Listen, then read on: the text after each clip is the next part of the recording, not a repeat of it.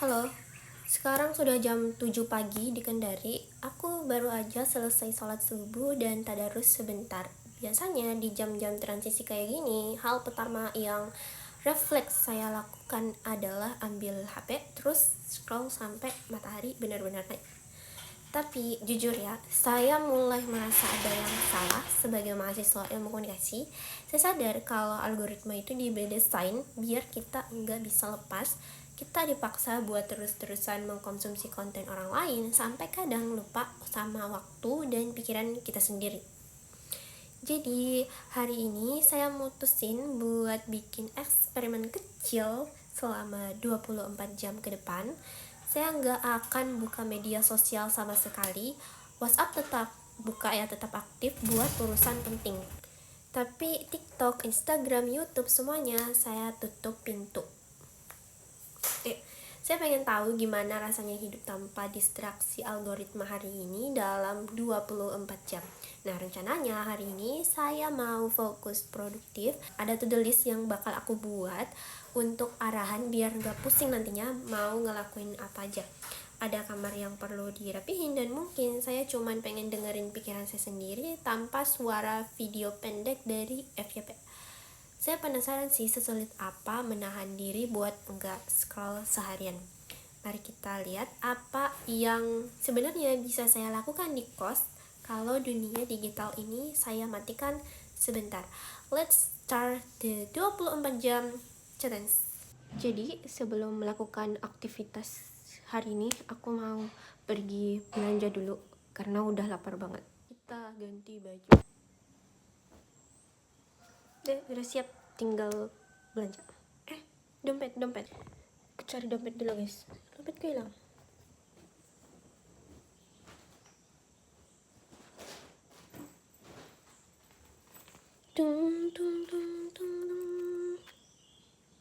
Kita harus pergi. Masya Allah cantik banget. Cheers. Start. Let me head.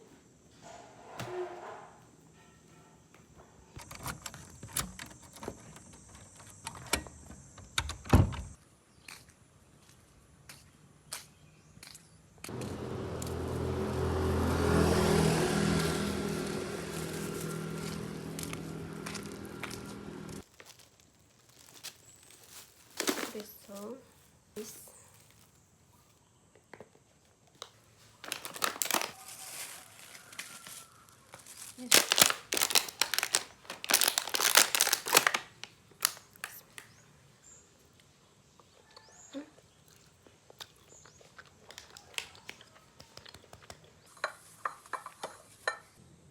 Jadi ini kejunya yang akan kita buka dulu, masa guys.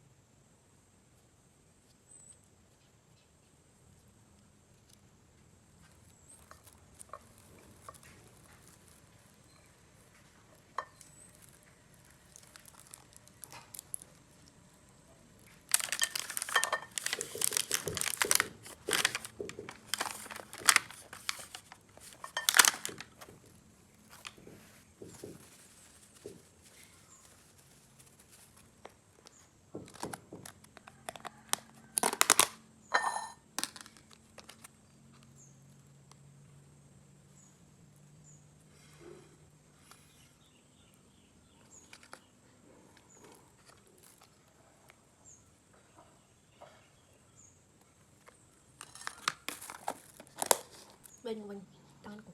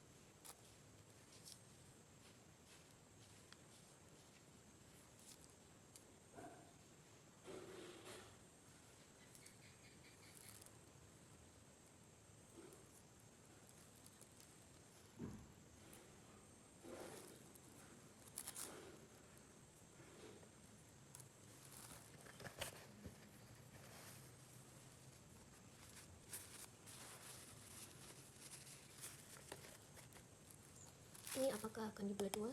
Kita tidak tahu.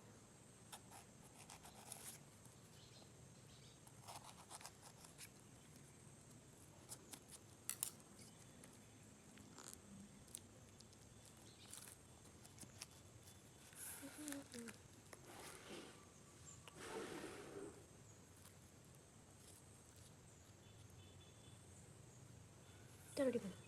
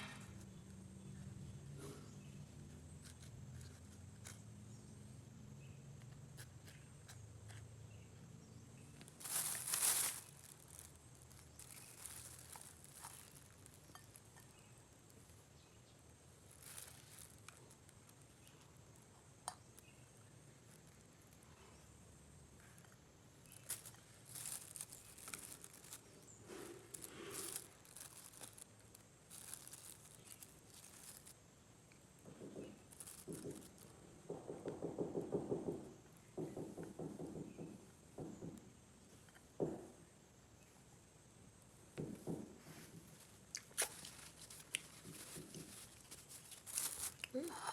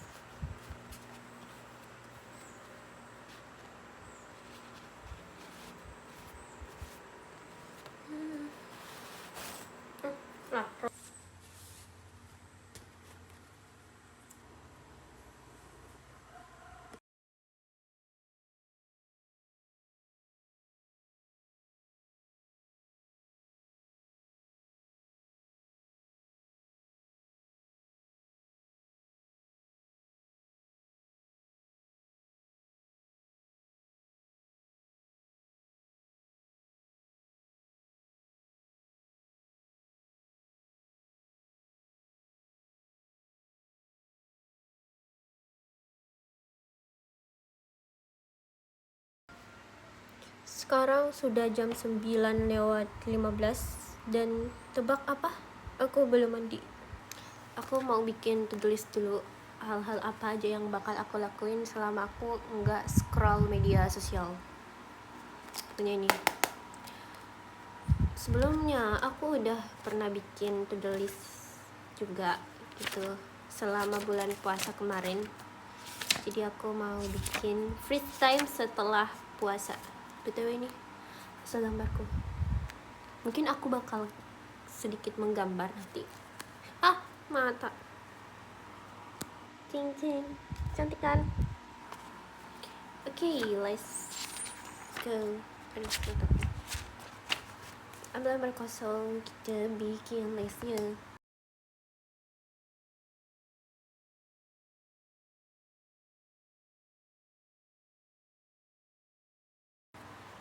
Ini adalah hasil kegiatan yang aku pikirkan bakal aku lakukan selama aku nggak scroll media sosial. Bismillah, nggak gabut.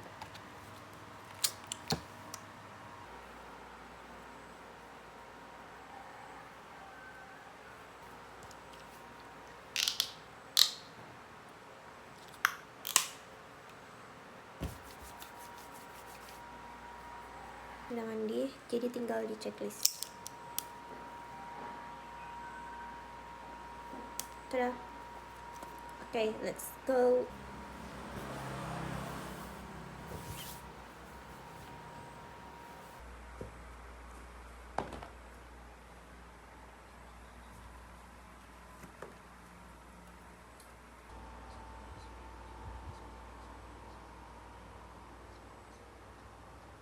A'udzubillahi minasyaitonirrajim. Bismillahirrahmanirrahim.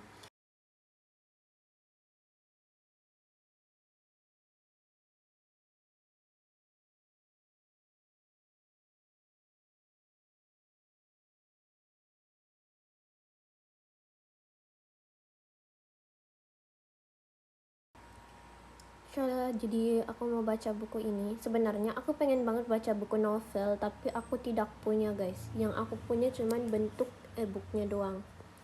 Tapi takut nanti terdistraksi dengan notif-notif yang ada di Reels, IG ataupun TikTok. Jadi aku mutusin buat baca buku fisik aja. Here I left my novel. BTW, aku suka banget sama novel Aroma Kalsa. Aku sudah baca sekitar 250 halaman lebih dan bukunya menarik. Jalan ceritanya ya. Jadi itu kayak novel fantasi dan sudah dinobatkan sebagai novel fantasi terbaik karya anak bangsa. Gitu. Jadi kalian kayak worth it lah buat coba ya. Jadi aku saranin buat kalian coba baca novel fantasi, yaitu judulnya Aroma Karsa. Itu bagus banget guys, recommended buat aku. Sekarang tinggal baca buku. Ini ada pembatas kertas. Ini sampai sini yang pernah aku baca. Sekarang aku mau lanjut lagi seperti itu. Tapi kayaknya nggak afdol kalau nggak ada makanan.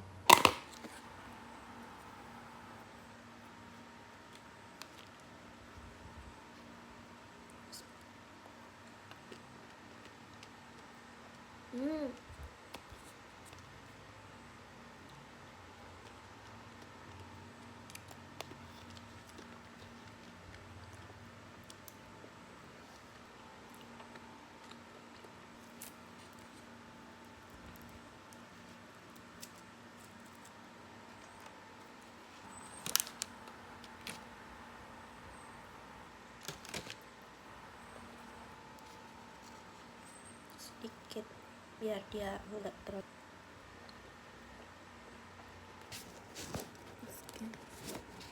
Di buku ini aku sudah sampai di bagian keluar dari zona nyaman. Sebenarnya apa sih yang membuat kita sulit untuk keluar dari zona nyaman? Jadi di sini jelaskan hal apa saja yang bisa membuat kita sulit untuk keluar dari zona nyaman. Yang pertama itu hidup tanpa tujuan. Nah, bila tidak ada tujuan yang menjadi prioritas dalam hidup, maka kita pun akan kesulitan menyusun rencana jangka panjang. Ketika tidak memiliki rencana, kita cenderung akan membiarkan hidup berjalan apa adanya karena tidak tahu hendak melakukan apa di masa depan. Yang kedua, tidak siap dengan perubahan. Berada dalam zona nyaman dapat memunculkan rasa ragu saat hendak melakukan perubahan. Keraguan ini lahir dari rasa tidak percaya diri bahwa perubahan yang terjadi akan jauh lebih baik dari yang dijalani saat ini, sehingga pada akhirnya muncul perasaan tidak siap dengan perubahan dan enggan keluar dari zona nyaman. Dan yang ketiga adalah khawatir dengan risiko. Khawatir dengan risiko di mana kita tidak pernah tahu apa yang akan terjadi di masa depan. Keluar dari zona nyaman, akhirnya kita harus siap dengan segala risiko. Mungkin saja kehidupan yang kita tuju ternyata tidak jauh lebih baik dari yang sudah ada. Maka risiko itu pun menjadi pertimbangan yang beratkan langkah seseorang untuk keluar dari zona nyaman. Dan alasan keempat adalah merasa sudah mentok. Ada orang-orang yang merasa sudah tidak mampu berubah sehingga memilih aman berada dalam cangkang siputnya yang nyaman. Mereka merasa jalannya sudah mentok sehingga bertahan dalam zona nyamannya. Dan yang terakhir adalah mudah puas. Nah, mudah puas orang-orang seperti itu. Padahal mungkin saja orang lain mendambakan kehidupan yang kita miliki. Apakah itu artinya kita kurang bersyukur? Tentu tidak. Ingin melakukan perubahan bukan berarti tidak mensyukuri yang sudah ada. Dalam kasus tertentu, keluar dari zona nyaman untuk mencapai kehidupan yang lebih baik bukan berarti mengingkari nikmat Tuhan sementara itu. Orang-orang yang mudah puas akan cenderung berhenti di zona nyamannya tanpa berambisi untuk membuat hidupnya menjadi lebih baik lagi. Setelah mengetahui penyebab sulitnya meninggalkan zona nyaman, selanjutnya di buku ini mari kita susun rencana supaya Anda bisa move on dari zona nyaman yang melelahkan tanpa disadari. Terus, jadi di sini sudah dikasih kolom-kolom yang bisa kita isi arahan. Judulnya tujuan yang jelas mempermudah proses. Jadi menurutku dengan harga buku, aku beli ini harganya 25.000, entah itu pre-love atau masih baru, tetapi menurutku worth it banget untuk kalian memiliki buku ini. Ini sudah 1:30 siang dan aku gabut sekali, Pak. Astagfirullah. Ngapain lagi? Kita harus bertahan sedikit lagi. Tinggal berapa jam ya? 2, 3, 4, 5, 6, 7, 8, 9, 10, 8 jam lagi. Sudah kuduga ini adalah hal yang mempersulit hidup. BTW ini list yang udah aku kerjain, ada 4 yang udah dicentang. Jadi tadi jam 1 tuh aku udah makan, guys. Udah makan siang. Aku tulis makan karena biasanya aku lupa kalau belum makan. Ya, gitulah. Jadi kita mau tidur siang dulu, baru nanti kita keluar buat jalan-jalan di karena udah lama banget aku nggak jalan-jalan ke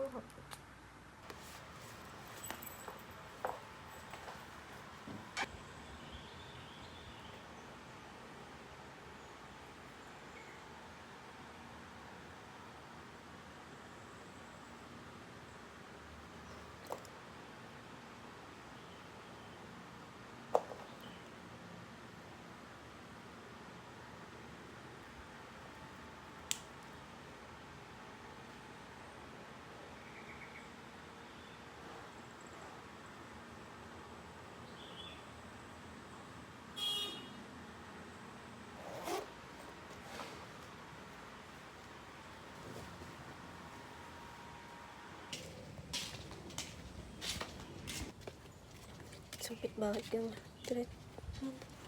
kita ambil jalan pintas.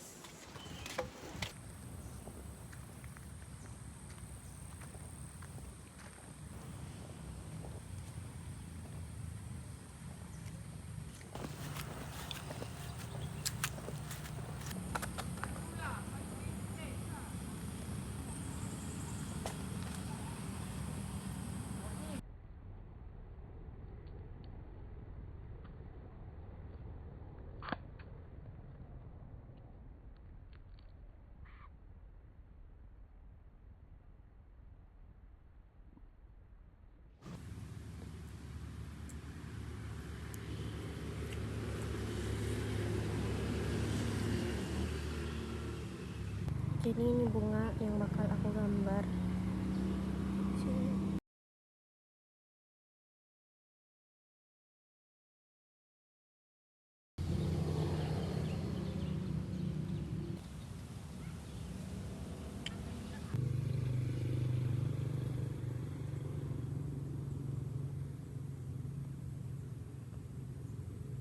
Ini hasil.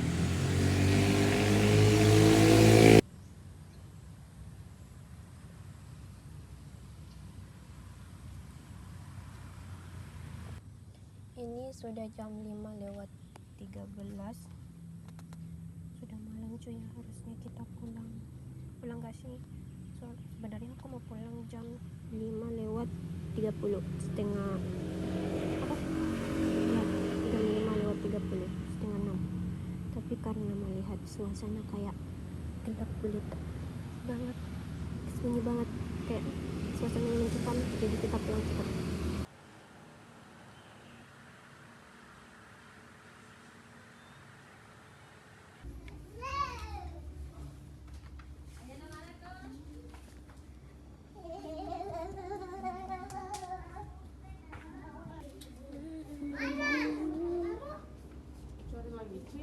Aku punya jaket. Beli. Ayo kita tarik.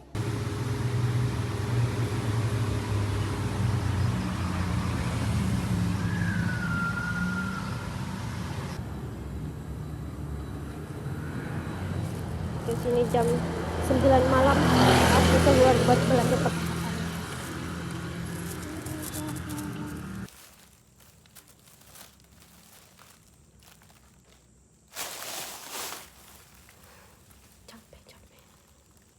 Capek.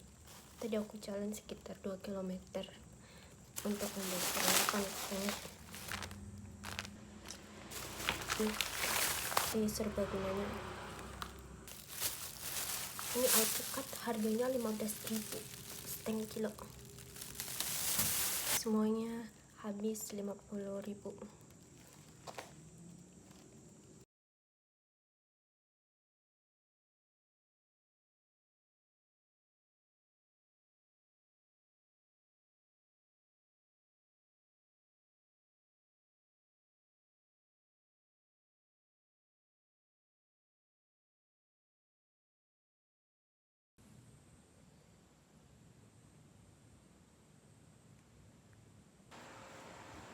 Ini sudah jam 9 malam, jadi kita siap untuk tidur dan akhirnya aku berhasil. Halo guys, jadi ini hari Selasa. Ini hari kedua setelah aku bikin video challenge untuk tidak scroll media sosial selama seharian penuh. Yang aku rasakan itu negatifnya dulu ya. Aku yang rasakan kayak aku bener-bener merasa bosan, mumet banget, kayak ya Allah bosan banget gitu loh. Karena sebagai anak, sebagai orang yang setiap hari tuh harus scroll media sosial, harus dengar lagu-lagu yang hits, pokoknya harus dengar lagu, harus dengar quizzen, harus dengar berita-berita yang ada di media sosial. Menurutku itu adalah tantangan yang benar-benar sangat memuakkan, menurutku begitu, yang aku rasakan begitu. Tetapi ada sisi positifnya yang benar-benar aku juga rasain ya.